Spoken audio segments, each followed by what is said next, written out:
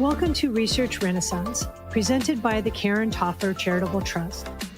Embark on a journey into the forefront of cutting-edge brain science as we feature insightful discussions with a diverse array of guests, from early career researchers pioneering groundbreaking science to influential voices in investment communities, policymaking, and research institutions. Together, we delve into neurological diseases, their causes, treatments, and the quest for cures. Join us in advancing our understanding of the brain and addressing its ailments. Welcome to Research Renaissance. I'm Deborah Westphal, your host and guide through the fascinating future of the brain. Joining me today is Andrew Rosen, CEO of the National Ataxia Foundation, and Dr. Lauren Moore, Chief Scientific Officer for NAF. Today, we will be discussing how the NAF is evolving from a support organization into a powerful driver of scientific discovery. They are accelerating research, empowering patients, and bridging the gap between rare disease and real-world impact. So welcome, Andrew and Lauren. Thanks, Deb. It's great to be here. Great to be here. So, Andrew, I just want to kind of start with you. Let's start with what is the National Ataxia Foundation, because it's been around a long time, and I was surprised how long you guys have been an organization.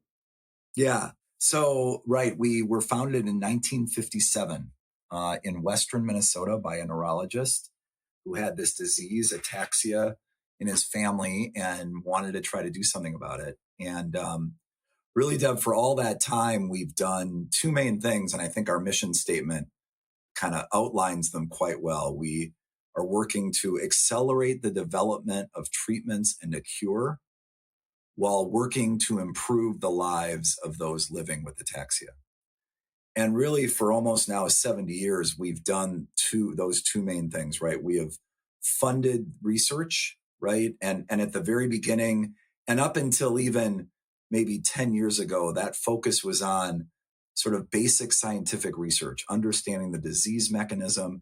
Ataxia is a set of diseases. There are literally hundreds of hereditary ataxias, and they're discovering more all the time as specific mutations are identified. As well as, and I kind of think of it as like the hereditary ataxia is a capital A. A small a, ataxia is also a symptom of many things. So, for instance, if you have too much to drink, you will show signs of ataxia, right? You might stumble when you walk, your speech may be slurred. Those are two classic symptoms of hereditary ataxia as well. And so it's complex. I think it's misdiagnosed quite frequently. I think through decades of basic scientific research funding, we've come a long way in understanding some of the basic science. What's changed, I think, in our research focus in the last, 10 years is we now are moving toward much more translational research. So as treatments now, the pipeline for drug treatments is growing. It's never been stronger, I think, than it is today. The very first treatment for any type of ataxia was just approved 2 years ago for Friedreich ataxia. And we're excited about that. Obviously, we talk as a staff all the time. We'd like to put ourselves out of business if we could and find a cure for this thing. So that's one side of our equation. The other thing we really do is support patients and families with the disease, because we know that this is a long road, right? We aren't close to a cure right now.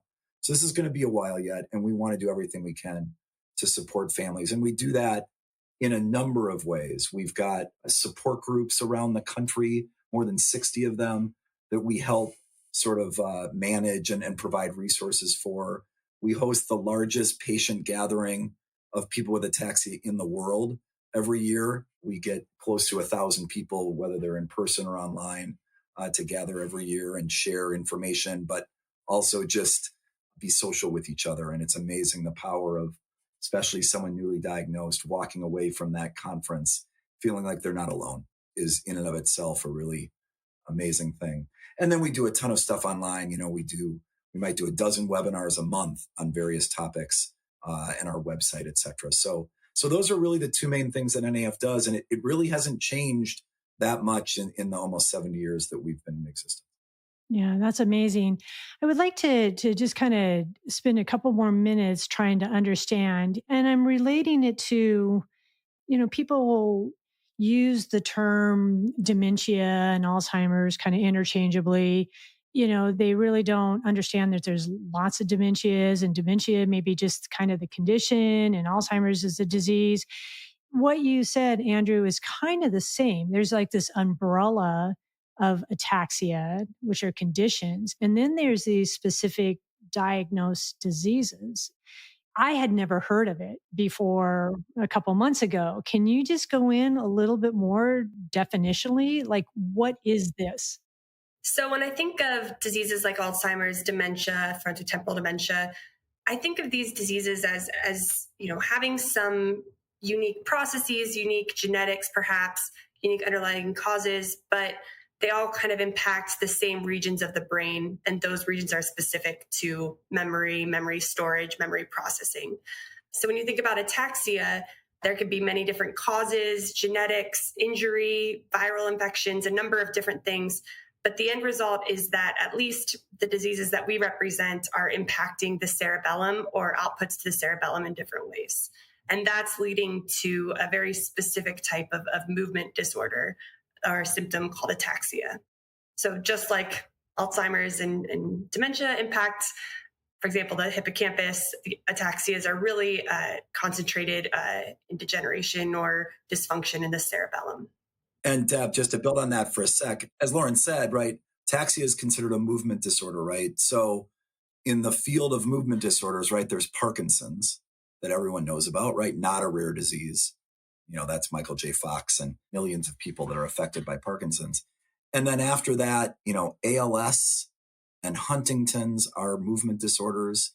Ataxia actually shares, and Lauren can describe this better than I can, but shares a lot in common with Huntington's. And then you've got these hereditary ataxias, and in some ways, I think ataxia was kind of the ugly stepchild of the movement disorders, right? Like we've been down here waving our hand for a long time saying, hey, don't forget about us. And I think that's starting to change, partly from the good work that this foundation has done for a long time, but also the drug, the interest from the pharmaceutical space has really increased in the last 10 years. And so I like to say that ataxia is starting to have our moment. And I think that we aren't as large as some of those other, especially from a patient advocacy standpoint. Our organization isn't as large as you see, for instance, in ALS and Parkinson's, but we're catching up fast, and it's exciting, I think, for our community.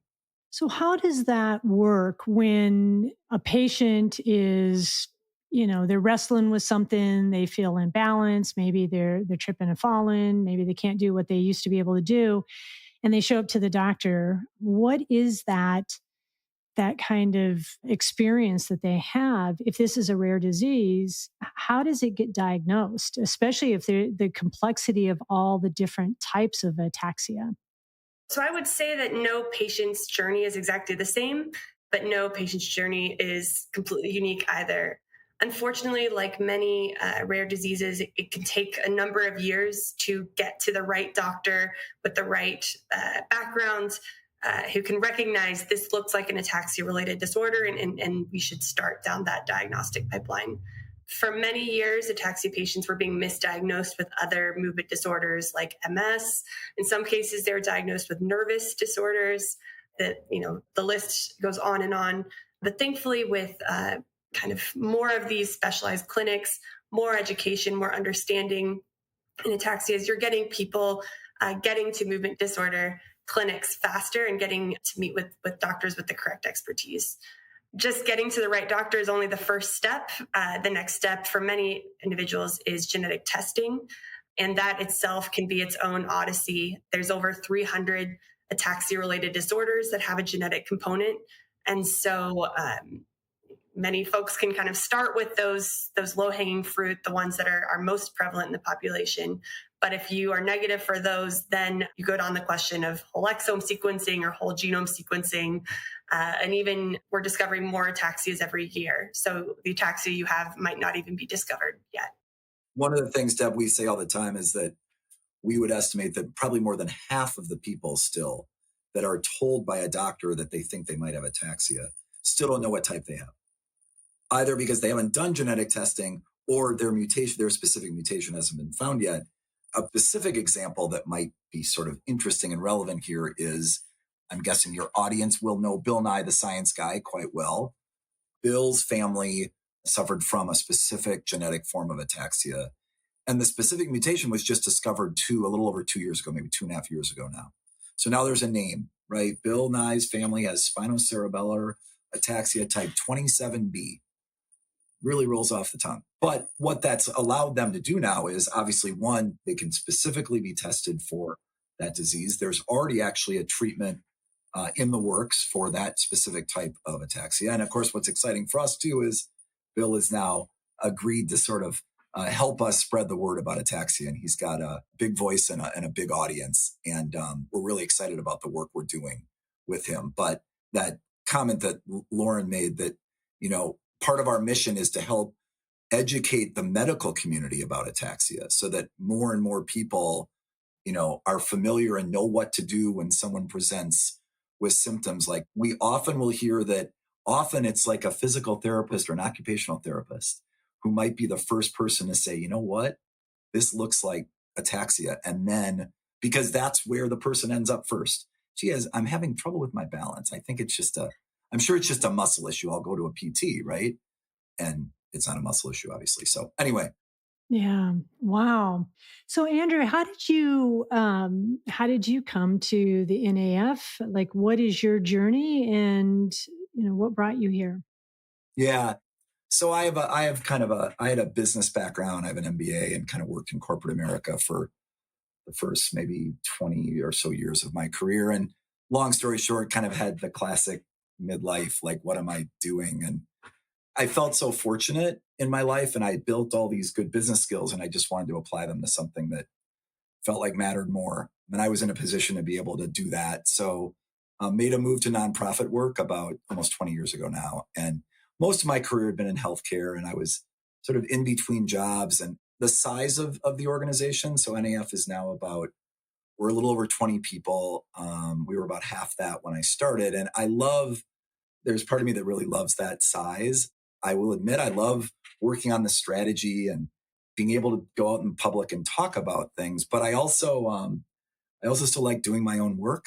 And when you're as small as we are, I can only delegate. There's only a few people I can delegate to before I actually have to do it. And that sort of appealed to me as well. And I feel very, it was serendipitous for me that the timing of my joining and this really growing interest from pharma, which really allows me to use kind of that MBA mindset, right, has been just a terrific fit. I will say that, when I started, we didn't have any scientific staff. And one of the first things I did, and I think I will forever be thankful, was hire Lauren as our chief scientific officer. And she's brought on another PhD now, and there's room for many more. Ataxia gets sciencey really fast. And without Lauren and folks like her, I'm not able to judge whether a new drug candidate is promising or not. I just simply don't have the background to do it. But so it's been a great run. And I do think ataxia and NAF are really prime for years of growth here as we hopefully discover more treatments and an eventual cure. So Lauren, Andrew brought you on. He's very excited about that.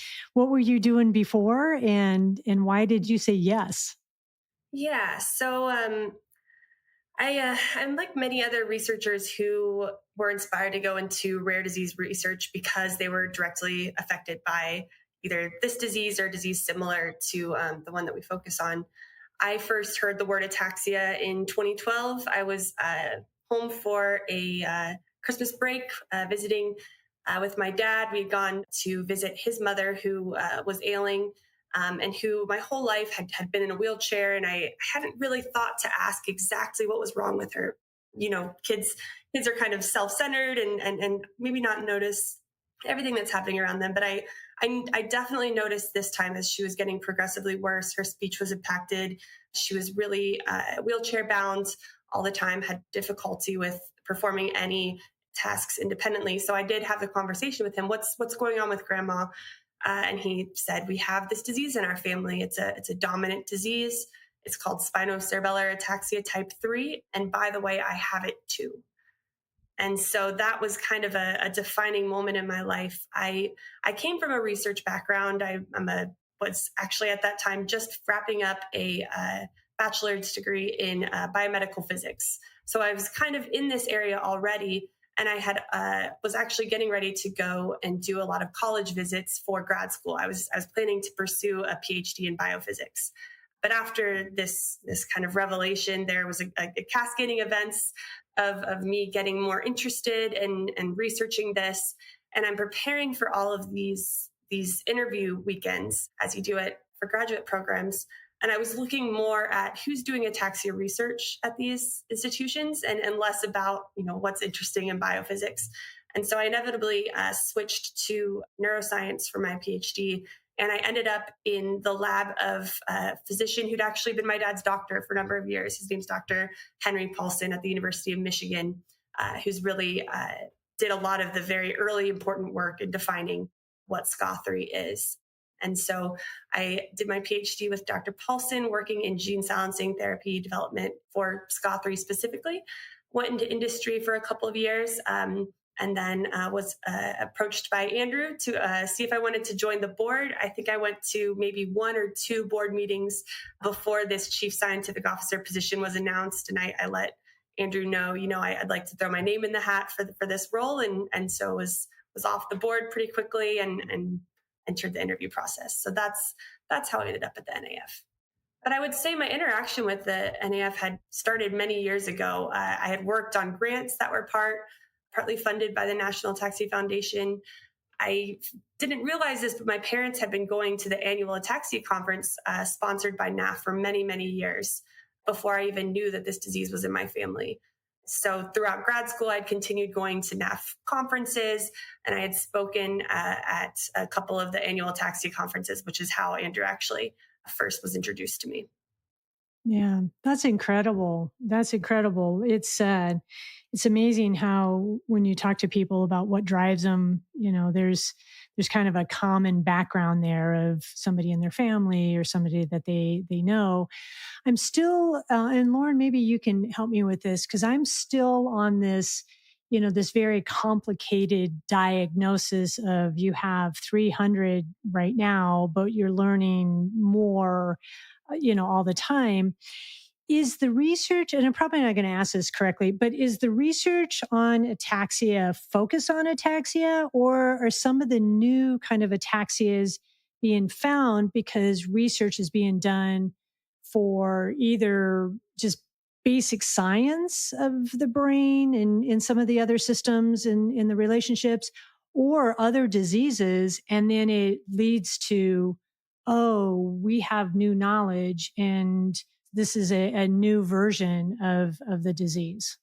I would say all of the above, which is probably not a very satisfying answer.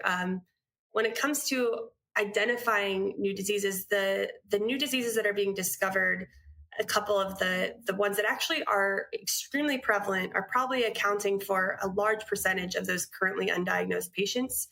The 2 diseases that were discovered in the last, I think, 4 years, they're both caused by intronic repeat expansions, and they're not, short repeat expansions. They're very, very long repeat expansions. So the ability to even identify these genetic mutations, there was many different advancements in technology that had to come before that would even be able to happen. Repetitive sequences are very, very hard to clone. They're very hard to sequence. So basic genetic testing techniques wouldn't have been able to even identify these long repetitive sequences. I think there's been a lot of progress in the last decade, understanding that our health isn't completely defined by our coding sequences, our genes, that actually the sections of the DNA between them have really big impacts on our health. And so I think a greater appreciation for the fact that introns matter and that they can have really severe effects on health is very important also. So I would point to those, but then also there's been many cases where a patient underwent whole genome sequencing and they found a mutation, they found a number of variants of unknown significance, which is where a lot of these patients end up, unfortunately, if they've kind of gone through the full diagnostic odyssey. And it's often very helpful when that mutation occurs in a gene that someone else has spent years studying for some other completely unrelated reason. So, for example, there's a mutation in this gene called P62. P62 has been studied extensively in terms of autophagy, and it's also because autophagy is involved in many different diseases. It's also been studied in many different neurodegenerative disease contexts. So the fact that mutation was identified in this gene that we know has this big role in keeping neurons healthy, especially under stress, it was able to help us identify the fact that was probably the causative gene, the causative mutation that causes this type of ataxia. Yeah. So, Andrew, you mentioned, and it's interesting that Lauren started going to, the parents were going to these NAF seminars and classes, and, and you mentioned patient advocacy groups and the growth of these patient advocacy groups. Can you talk about like what these are? How are they created? And then how do you find them, or how do they find you? And, how do you work with them? Yeah. So I think probably the best description of a patient advocacy group that will make sense to people is, and they are often the Michael J. Fox Foundation maybe everyone knows, but a lot of these start with these ultra rare diseases where there's just a few kids in the world that are affected. And guess who starts the patient advocacy organization for that disease? It's the parents of the kid, right? And they are just trying to, well, obviously, one, there is power in numbers. And even if there's only a few cases, they go out and look for them and try to come together. And I think the main focus of what patient advocacy is about is really representing the patient voice, right? Which is not always front and center from either our, government and regulators and pharmaceutical sponsors. By the way, we need them and they are wonderful people working in both those areas. I don't mean to throw them under the bus, but that's not necessarily always the first piece of their mission. It very much is for patient advocacy groups, right? So I think NAF's story is very similar to many. They often start out, very mom and pop type nonprofits here, right? Even the big ones started out obviously much smaller and have grown over time. A public spokesperson like Lou Gehrig or Michael J. Fox or someone like that certainly helps. And it's why we're so excited about our work with Bill Nye. And in terms of how they find us, hey, listen, I mean, one of the advantages of being a rare disease is that there's not a ton of competition in the ataxia space, right? So if you look up, ataxia diagnosis on the internet, you're going to land on our website pretty darn quick. And we know there are several dozen ataxia specialists in the country. We obviously know them and work very closely with them and can refer people to them. And so, I mean, I guess the advantage of being a rare disease is it's not like we have, again, a ton of competition. If you want to give, I say all the time, I think part of the reason we've been able to grow over the years financially is that if you want to give money to an ataxia entity in this country, you've kind of got two choices. You're either giving it directly to an academic institution, maybe where your doctor practices or your researcher is. And with that comes, some people don't, there's tends to be a lot of overhead involved with those, which our government is challenging right now. But if you don't want to give it to them, it's probably coming to us. And that's great. Now, we'd like to continue to grow that pie beyond just people who know about ataxia, right? I knew very little about ataxia when I joined NAF, but I think of myself as an empathetic person, and I am moved by this community. Lauren's story that I heard on the stage at our annual ataxia conference in 2019, she got up and told her family's story, moved me. And you don't have to have ataxia to be moved and to want to support this community. So I think NAF story as a patient advocacy group is similar to many. We have a long way to go, but we've also come a long way. We've started to build some of that infrastructure, if you will, in terms of both research and support that I think the great patient advocacy organizations do. And there's lots of them that I sort of admire and look up to. Do you think it just seems like those groups, depending on what disease, they seem to be getting stronger, more visible, with the ability to connect, communicate. A lot of the science is out there if you can try to make sense out of it. You may know somebody that can make sense out of it. Do you feel that there is this momentum and growing momentum that is really putting them on the table or at the table in a very different way than it's been in the past? I do. I think, first off, the groups are becoming much more sophisticated, right? So maybe I'm an example of that, right? So I have an MBA and I spent 20 years in corporate America, and I made a choice hey, I was going to take a pay cut, but I wanted to do something more meaningful. And I'm not alone. There has been a trend of people with business backgrounds, I think, coming to the nonprofit sector over several decades now. And I say all the time, Deb, I am simply the general manager of a small business, right? The fact that we are a nonprofit, yes, is our legal structure, but I have to do strategy and operations and marketing and finance and sales, i.e. fundraising, right? All of those skills are what a general manager does at any business. And so I think part of that increased sophistication of patient advocacy groups has come with this idea that it's not just a bleeding heart that you need. You also need some hard skills about how to run a business. So I think that's part of it. So with growth comes do more, and do more is with these patient advocacy groups, as well as research. How, and maybe Lauren, you can, because this might be kind of in your bailiwick here, but how is the research that NAF is doing now? How is that going to be shaped for the future? Are you really more on kind of basic research? Are you looking more at the translational research or in science?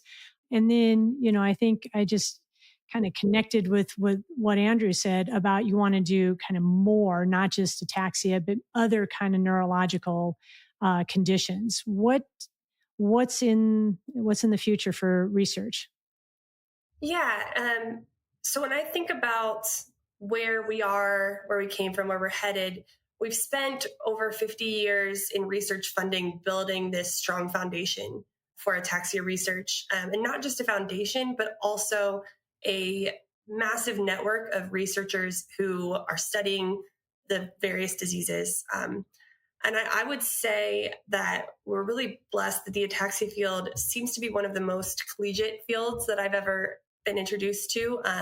Many of these leading researchers are not only really good friends, but lifelong collaborators. This was really established from the very first gene discovered, that the first genetic mutation discovered to cause one of the dominant ataxias. It was kind of discovered at the same time by two different labs, and those two labs decided to publish it together and have really had a lifelong partnership collaborating to expand our understanding of disease. And I think that really set the tone. That's Dr. Huda Zogby and Dr. Harry Orr. So we have this great foundation in ataxia research, the next generation of trainees. And so I definitely want to continue to fund those early research programs, especially as we're discovering new diseases. You're going to have to fund that early research to define those diseases. So certainly we're going to continue to fund basic and translational research, but we also know that what really is going to bring money into this field is showing that we can have successful development of therapies, and that will bring more drug companies into this space. And that's really where the big money comes from. So a lot of our research funding is also being put to trying to prepare for successful clinical trials. I know for me as a patient family member, the ultimate goal is treatments for everyone. But we know that what's probably going to get us closer to treatments for everyone is to get a couple across the finish line. And that will really kind of get the ball rolling on more and more diseases. And so we're focusing on some of those most common, most well-defined diseases that are closest or furthest along in the treatment development pipeline to try to get those over the finish line. And so we've done a lot of really dedicated work in building natural history studies, building that database that's going to help us design the successful clinical trials of the future or even of today. And so a lot of our work has been getting the patient population organized, getting the natural history study data together, and building the infrastructure to have successful clinical trials when we have all of these treatments on the horizon. Deb, I can just build on that just for a sec. I mean, I talk to Lauren all the time about, and we have some of our board members with drug development backgrounds. How can we make our space as attractive as possible so that when a young biotech is looking at, hey, here, we're in neuroscience and where should we go? We want them to say, hey, ataxia is an option. And here's why, because Lauren mentioned, we have really strong natural history data, right? You got to know the natural progression of the disease to prove that your treatment can alter that, right? Or even improve the symptoms of that. One of the real challenges in our space has been clinical endpoints, right? Showing the FDA, what are we trying to measure and is it effective? It is a challenge in slowly progressing neurological diseases, and it continues to be.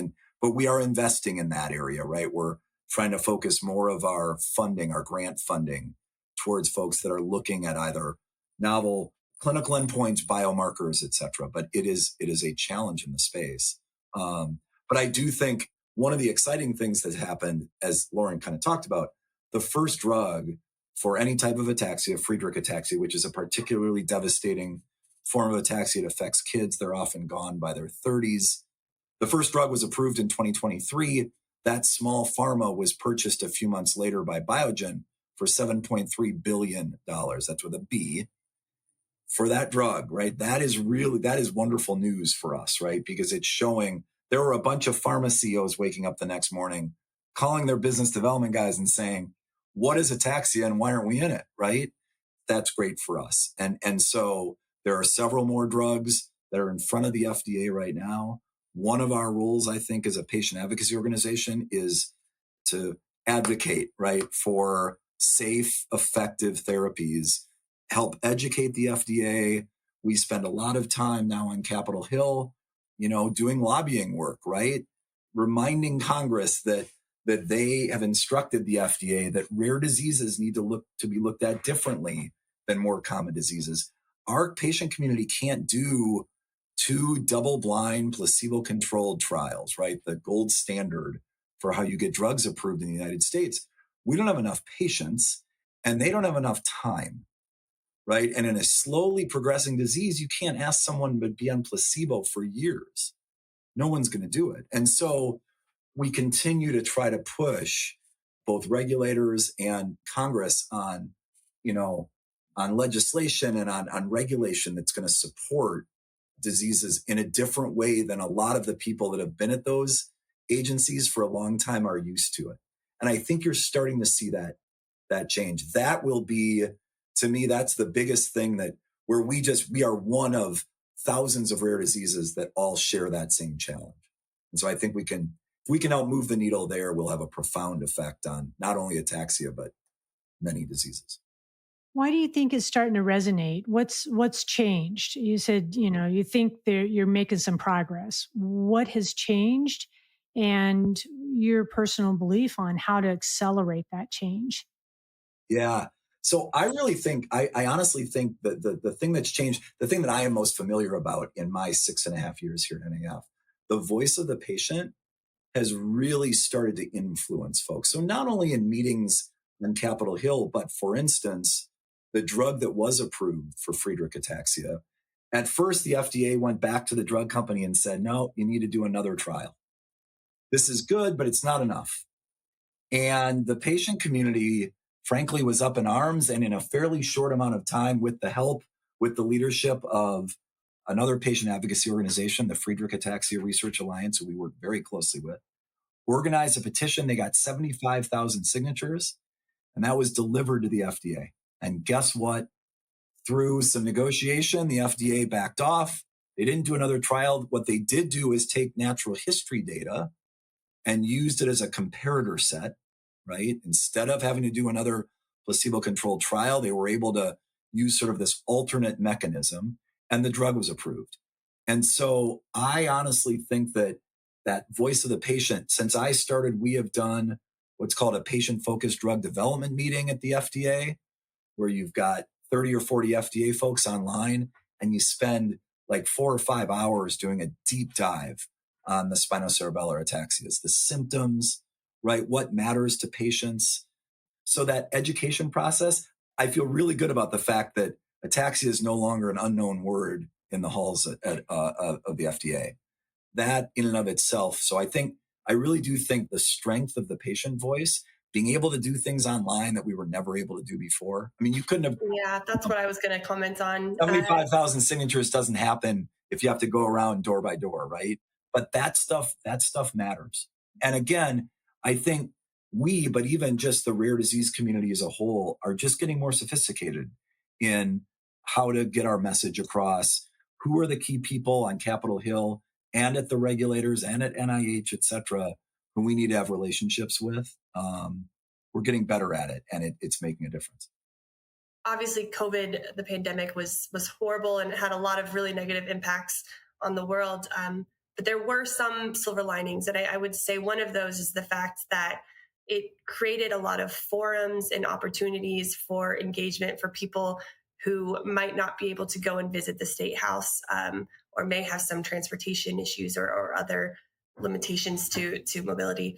And so I think that it has really expanded opportunities for people to do things online. And I think we're all familiar of things like the ALS Ice Bucket Challenge. That brought a lot of engagement and awareness around the ALS field. We know that we don't quite have that Ice Bucket Challenge yet, but we hope to try to find ways to also expand the awareness of ataxia in our communities. Yeah. So, Lauren, and I agree with that. You mentioned technology, that there's just technology now that we didn't have just even a few years ago. That's kind of accelerating up our knowledge about these diseases. What do you see are some of the most impactful technologies, and where is this going to go in the next 5 or 10 years? So I think one of the most cruel aspects of ataxia is that in many cases, it takes away a person's ability to speak in a way that people can understand. Similarly to when you've drink too much alcohol, it can impact your ability. You have this slurred speech. Similarly, ataxia can slur your speech. And as the disease progresses, it can actually take away your voice altogether. And so there's been a lot of investment and advancements in trying to, for one, capture someone's voice, like, for example, through AI, and actually be able to use different kind of interpretive devices where a patient can have their own voice speak back what they're typing into a computer. There's a lot of technologies around adaptable technologies. So I think we're just going to continue to see ways that patients can still have a voice, still have some independence and control, even as their disease progresses. We also know that people with diseases like ataxia have a lot of limitations when it comes to participating in clinical trials. It is difficult to get to a clinic. It is difficult to go at the frequency that they need. And so has been some advancements in trying to track diseases at home through things such as wearable technologies or video sensor devices, so where you could actually have a clinical visit at home. And I think we all know that telehealth, especially for diseases like this, have been incredibly important for people to get feedback from their doctors without having to actually go into the clinic. So I think that's where I see a lot of the technology going. I was just going to build on that, those wearable sensors. I mentioned earlier the difficulty in finding really good clinical endpoints for ataxia, for slowly progressive diseases. Wearable sensors might be a real answer there, right? So they are constantly monitoring tiny little changes in someone's walking and speech, whatever it may be, and can capture some of those sort of small changes that when you only see a patient, say, once a year, and you do a physical exam, and the standard in the ataxias is called the Standardized Ataxia Rating Assessment, or SARA. Well, the SARA is, first off, I mean, the problem is it's fairly subjective, right? It's one, you've got a doctor doing it. Now, they're all trained the same way, but we're human. And right? They all have maybe slight differences. And also, gee, what happened to the patient? Did they get a good night's sleep? Did they have a second cup of coffee? Did they fight with their spouse on the way to the appointment? All of those things might matter in that one assessment that then isn't necessarily repeated for 6 or 12 more months. Whereas a digital device at home that's kind of constantly monitoring, you can imagine how much more you take the subjectivity out of it and it captures so much more data. And so I think we're kind of at the tip of the iceberg there, but I think there's some really exciting stuff that's going to between, and then you add AI on to kind of analyze all of that data. And I think there's going to be some really exciting advancements here in the next 5, 10, 20 years. Yeah. So back to the organization, and Andrew, you said that, it's kind of your hope is that you put yourself, out of business. I think that's what you said. But when you look out in the next 5, 7, 10 years, where do you think, or what do you hope NAF is doing? What do you think the impact that you'll be doing? Give me some kind of idea of where you're headed. Sure. So in the next 5, 10 years, first off, I hope that there are, dozens of treatments for ataxias. First off, as we've talked about, there are lots of different types of ataxias. Some of these treatments might work for many of them. Others might be for a specific type. I think we recognize this is likely going to be a cocktail approach, much like HIV is treated today, right? Where you take a 3-drug cocktail and it quite effectively manages the disease. I think that's probably what the ataxias are looking like. So one thing that we are very much focused on is trying to get as many of these treatments across the finish line as possible. And it is a process. The other thing I would say is, given what's happening, both from a government and from an investment standpoint, it is a very challenging moment right now between, medical research being under attack at a federal level. And I was on a call with a venture capitalist this morning that said that the environment for biotech hasn't been this bad since the late 1990s.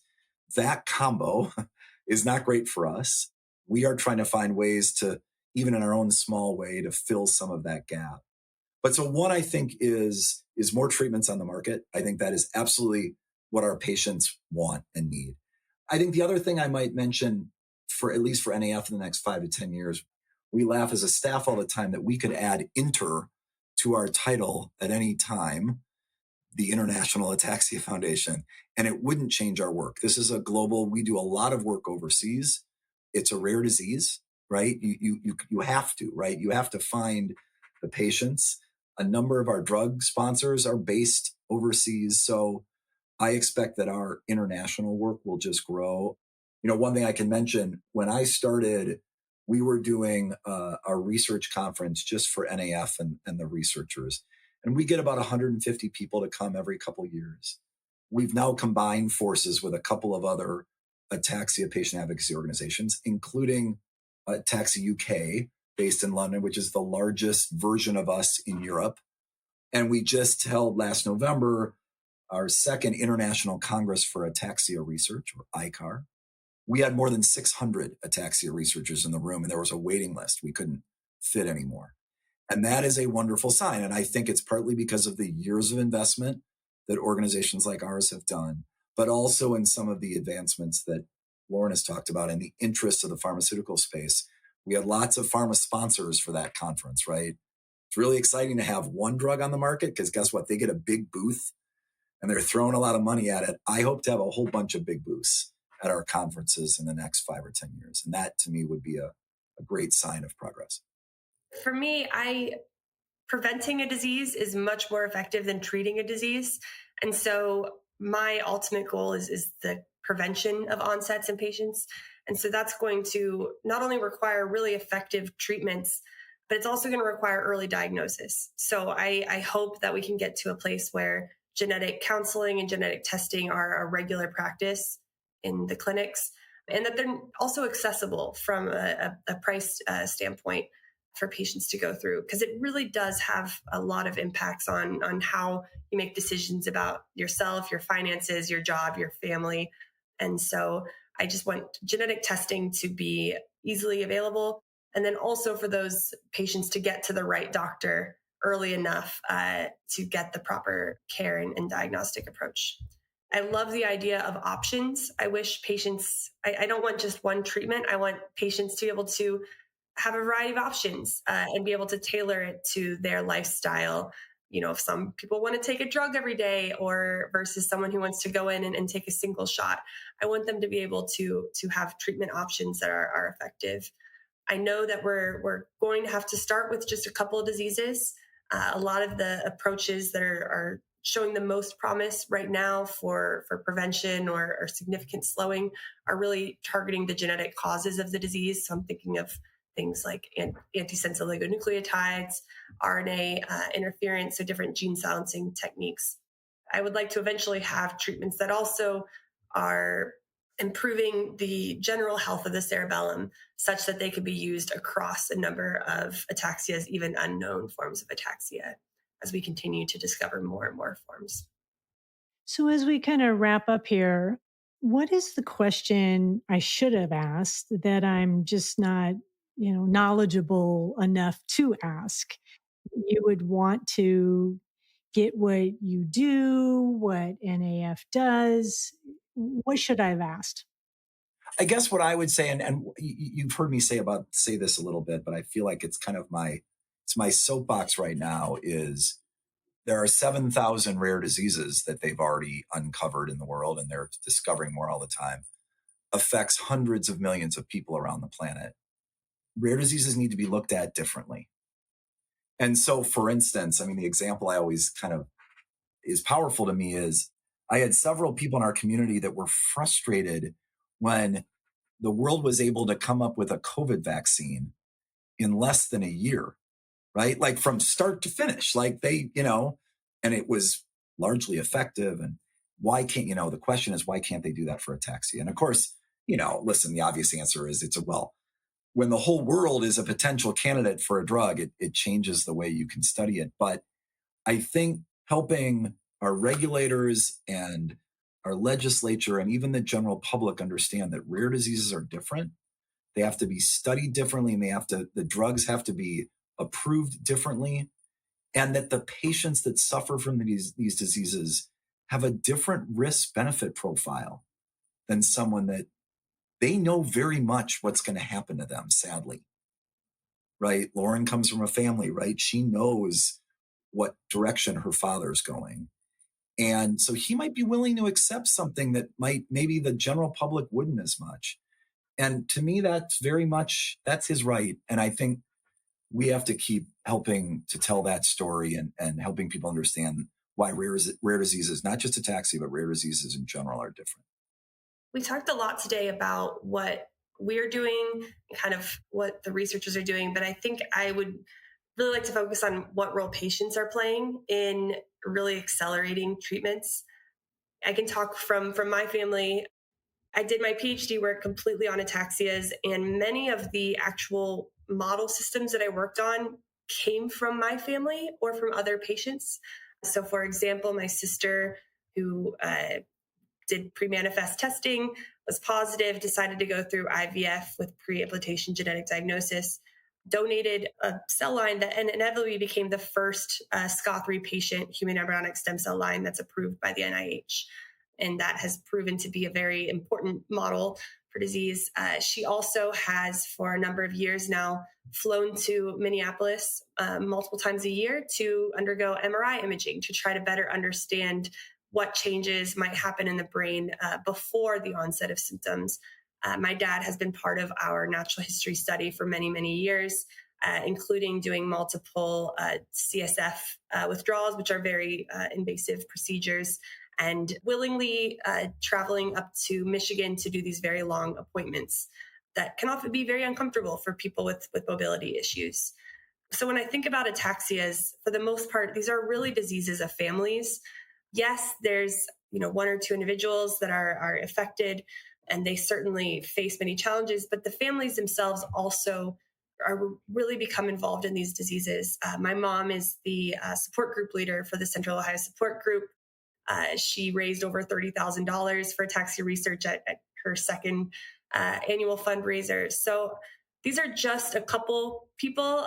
My family is not unique. There are many other families out there who are really working to drive this progress. And I'll just highlight that our community has been very active in advocating for increasing funding and investment in ataxia research. And we had a success a couple of years ago in having hereditary ataxias added to a list of diseases funded through this funding program through the Department of Defense. And over the last 3 years, it's brought in over $30 million into ataxia research that wasn't there before. That was done because we had patients all across the country joining meetings with our representatives and senators to advocate for increase in funding in ataxia research through our annual Hill Day. And so it's really yes, we're an organization, but we represent them and we don't exist without them. So I just wanted to highlight the work being done by the many patients in our community. Yeah, it's beautiful. It's really beautiful. Well, we've kind of come to an end here. I need to give some time back to you and because you're doing really important work and I'm sure you're very busy. It's been a real pleasure and you're doing some amazing things. So just keep it up and thank you very much for today. Thank you, Deb. It's been a pleasure. Thank you for joining Research Renaissance. For more information and to stay updated, subscribe for more episodes and visit our website at tofflertrust.org. Feel free to call us if you have any thoughts, suggestions, or just want to find out more about the Karen Toffler Charitable Trust. Until we meet again, onward and upward.